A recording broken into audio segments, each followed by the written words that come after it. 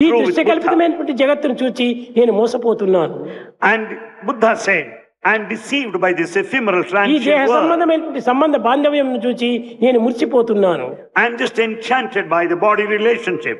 ఛీ, దేహముల అనిత్యము, Body is temporary. దృశ్యముల అశాశ్వతము, The scenes around are temporary. యదృశ్యం తన్నస్యం అన్నాడు. All that ఏది కనిపిస్తుందో అదంతా ఒకనాటికి దూరమైపోయేటువంటిది. All that you see will vanish someday.